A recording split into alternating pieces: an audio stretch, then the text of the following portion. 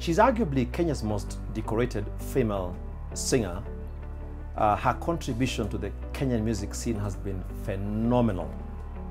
Talking about hit after hit, talking about award after award, whether it's continental or national, Kisima, Chagola Teenies, MTV, Africa Awards.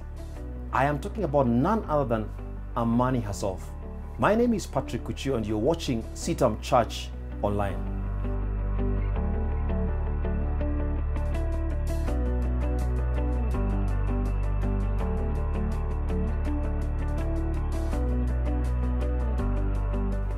Amani.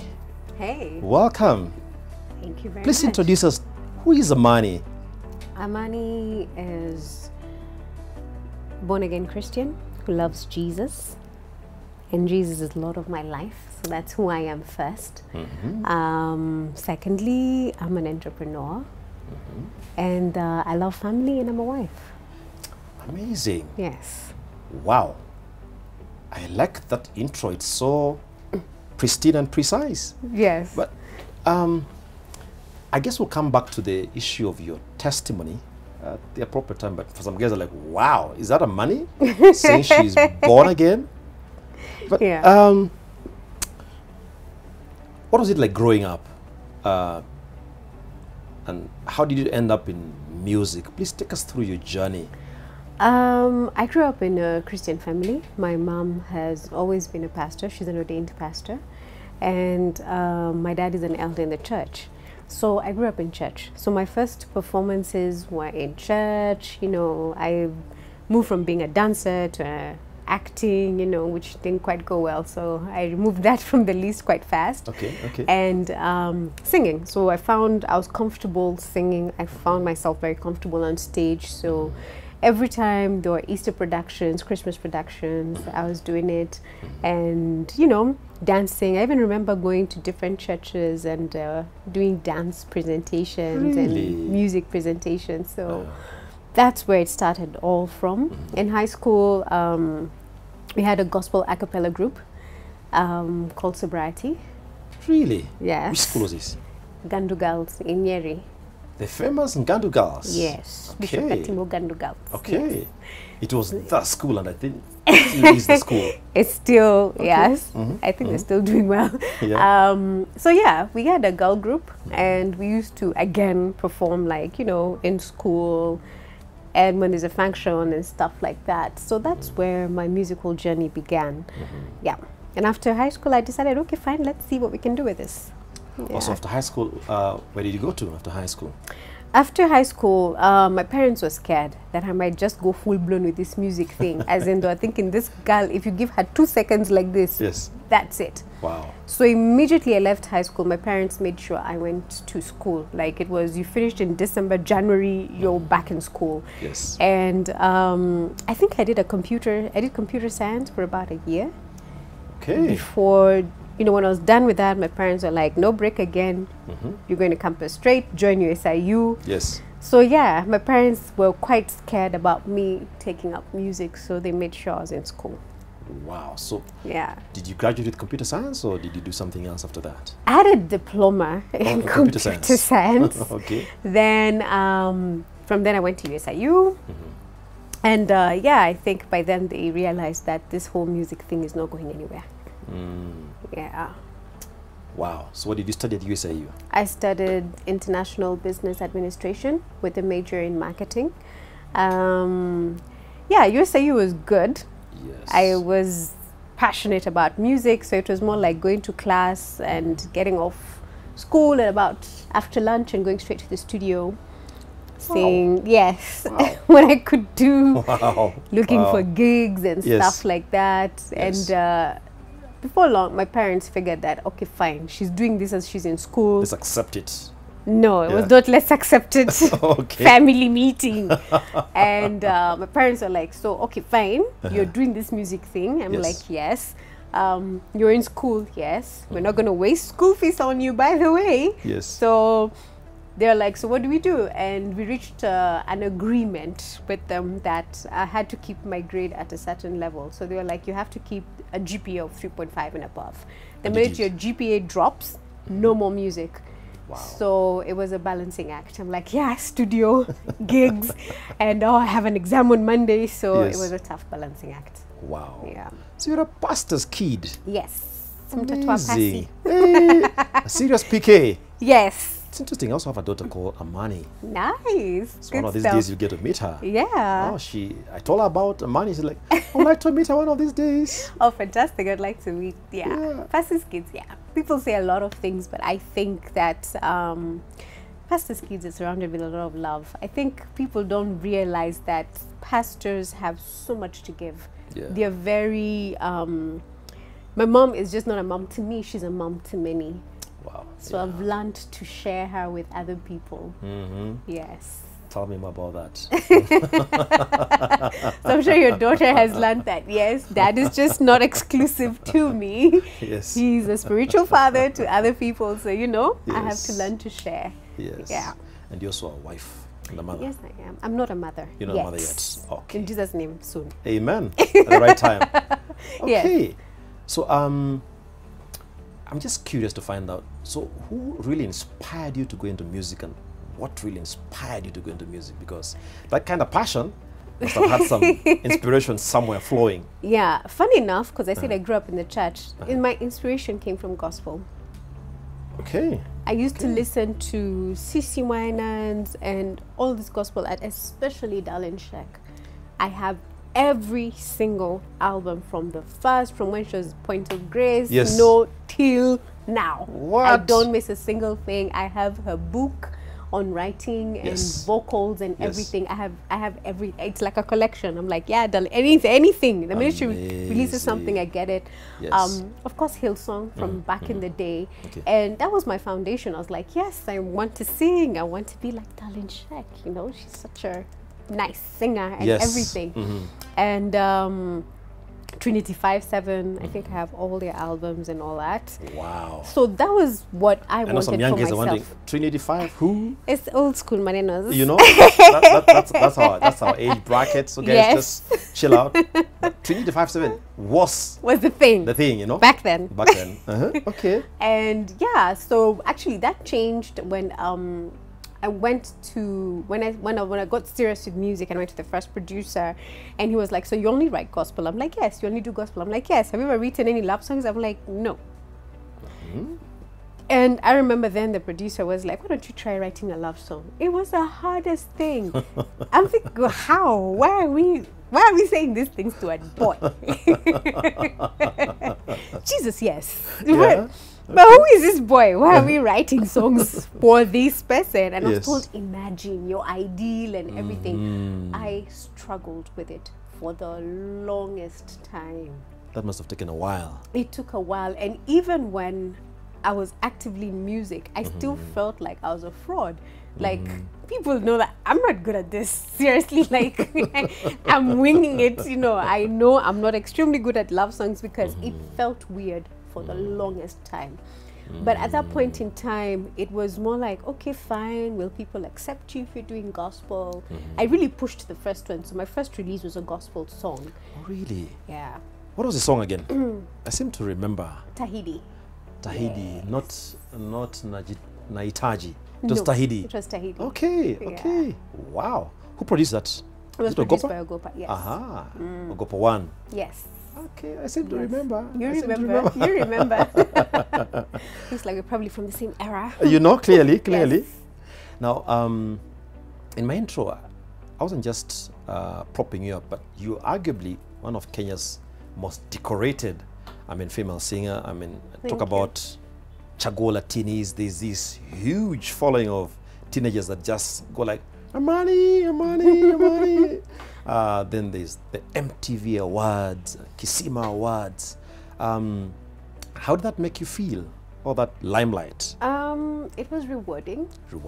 Because then my passion switched into my career. So it was my career now. It was just not something I was doing on the side or hiding from mom and dad and everything. This was like a full-blown career. Yes. So when you start seeing fruits of your career, you're happy. You're like, okay, fine. I think we're getting somewhere. This is looking promising, Yes. And you keep doing it and everything. So I think at that point in time, I I was just doing my career. You know, the way you can be passionate about your accounting and your marketing and you want to make sure you're at the top of everything you're doing. I was just, it was my career then. Wow. Yeah. No, it's interesting. Tracing your journey. So there's this PK who has these giftings for theater arts, dance, music. So you release your first gospel song and you're looking for opportunities to sing in churches and to dance. Then something happens along the way. Yes. What happened? What happened, I think it wasn't like intentional in everything. I sort of felt like being in church was going to be overwhelming. Like, can I keep up with this? I feel you. I feel you. And I'm like, they're probably looking at me and thinking, oh my God, what has she done and everything. I felt overwhelmed at that point in time. Yeah. And I was like, there's no way I'm going to pretend to be something that I'm not. So it's either or. And at that point in time, of course, I was told, hey, there's a recording deal here. Yes. And I knew the recording deal was for secular music. Okay. So, you know, there's this offering over here and, you know, I'm looking at my life and I'm like, wow, will I be able to keep up with this, you know, and everything. And yeah, one thing just led to the other. And I told God, I'm like, you know, me, I don't want to lie. Yeah. But the way I'm seeing, this is looking tricky. Yeah. And even at that time, you know, there was guilt. I won't lie. I hear you. There was guilt. I hear you. Yeah. But, you know, one thing led to another. Yes. You know, you've done your first love song and you're thinking, it worked. Wow. Okay, let's do another one and everything. And my parents are looking at me like, what is going on with you? I can imagine. Yeah. Mom must have had quite some concerns. They had concerns. Okay. Yes. Okay. A lot of But concerns. All along, you struck me as one who had this consciousness that this gift was from God all along. Yes. Yes, I did. Yes, because I think of where I'd come from, I knew that it's not really about me. And I knew that I'm supposed to be doing gospel. It's just that there was this avalanche of things happening. And I'm like, so are we exiting now? No, there's an album coming up. Okay, maybe after the album I'll exit. Yeah. And the album goes and things are happening. All these are we exiting now? Yes. So it had to get to a point where I think everything, now it reached the point of, okay, fine. Now we either exit or we're in this for life. So yeah. I always say it's one thing that led to another. It's just one thing. And every year I was like, I'll probably exit now. Then no again. Yeah. 2 years from now I'm going to exit. So yeah. Wow. While at the exit, why don't we talk about the exit? Maybe wrap it up at some point. But yeah. So you go into this scene and I mean you have this huge impact and the crowds are just running after Amani. They are following you on social media and you're influencing the teenagers and I mean I would watch you and I'm like, that's a gift from God. You know, let me be honest with you, I'm one of those who's persuaded that God means it when he says in the book of James that a man cannot receive anything except it be given from heaven above, that a man cannot receive any gift. Yes. So I'm one of those who's persuaded that every gift that is given to us as human beings is given of God. But the issue normally is, do we use it for his glory or not? Own glory. Yeah. For our own glory. So I would see you and I'm like, she is definitely gifted. And so take us through this exit. So how did you finally exit this glamorous? It looks glamorous. I always say this. It looks glamorous. It looks glamorous. The facade that is sold to everybody is OMG, this is the best life ever. You know. But there's a lot of hard work that goes on behind the scenes. There's a lot of sacrifices that go on behind the scenes. Yeah. You sacrifice your time, you sacrifice your social life and everything. Yeah. I basically didn't have a social life for the longest time because every weekend you're somewhere at a gig performing. By the time you come back during the week, your friends are at work. So you miss out on baby showers, bridal showers, all those social activities, birthdays and all that kind of, you kind of miss out on everything. Wow. And yeah, you're working most of the time, working, traveling. I remember there was a point in time where my routine when I got home was to figure out, oh, so this is a suitcase I had last week. Yes. This is the new suitcase. I remember then my help was like, I've wiped that suitcase, those are the new clothes, so which ones do you need? Do you think you have next for your trip? And I'm at home literally for like 2 days or 24 hours sometimes. And I'm just switching suitcase, packing, and I'm off. And making some good moolah. It was good, thank God. Okay. So at that point in time, I realized that I was getting very wary. Really? I never took holidays, never took breaks. Physically or also emotionally and otherwise? Spiritually, emotionally, Really? I was just getting wary. I'm like, this is a lot. This is a lot. Yeah. But you have to be there. You have to show up, and it has to be good. Yes. So yeah, at that point in time is when I started thinking about the exit, because then I felt tired. extremely tired. I was exhausted. The thing about doing secular music is, you see, when you're doing gospel music, you're being filled up. Yeah. It's God who fills you up with the content. He fills you up with the strength and the joy to be able to actually keep going. Yeah. But with secular, you're just drain. And I think that's profound, because there's a scripture that says, he that waters others shall himself be watered. So actually that's the principle in gospel, that as you pour out, he actually refreshes you, because it's a life-giving source. Okay, sorry to interject. Continue, please. But it's true. Yeah. And I think that's the reason why you find a lot of secular artists sometimes will switch or start depending on other things like alcohol and drugs. It's because you are actually, you're being drained. You're going on stage, you're giving this energy, you're doing this, but you have nothing to fill you in. Nothing, absolutely nothing. So you reach a point and you're burnt out. But you can't confess that you're burnt out. Just keep going. You just keep going, and you're like, okay, fine. Autopilot. Some alcohol, yes. You're on autopilot, let's shoot some things so we can be, energetic and everything. But the truth is that spiritually, emotionally, you're probably drained. And worse off if you're dealing with other issues on top of that. It would just run you out. Wow. Yeah. Wow. So when did the turning point come about? Feeling exhausted and everything. So I tell my production company that I want to take a break. And they're like, fine, take a break for a month. And I'm like, yeah, a month is a long time. So within that month, I decided, I'll try and reconnect with myself, who I am and everything. Get back to reading. I love reading. And because of the traveling, I had not been reading for a very long time. So in that period of a month, buy books, listen to music. And I was like, what kind of music do I like? And I'm like, yeah, this pop thing is good, but I need something to refresh my mind. So you've been listening to pop, and all things secular. And you're like, yeah, let me refresh my mind. And I went back to Hillsong. Wow. And I'm like, check. This is a happy place. I remember this place. It was a happy place for me. So putting on Hillsong music, reading Darlene Sheck's book on creativity and everything. So that at that point, that's when I started reconnecting with God. Wow. When about was this? When about was this? 2011. Really? 2010, yes, it's been a long journey. 2010, 2011. Okay. Yeah. Just quietly. Just quietly reading. I used to collect books, never read them. So I started reading a book I'd collected from Darlene Sheck. Yes. There was lots of books from Joel Osteen, Miles Monroe. Wow. Who else? Bishop David Oyedepo. Yes. So I was just picking up those books and going like, yeah, I have time to read now. Fantastic. And the funny thing is, I used to read those books and add a glass of wine, so it was me time.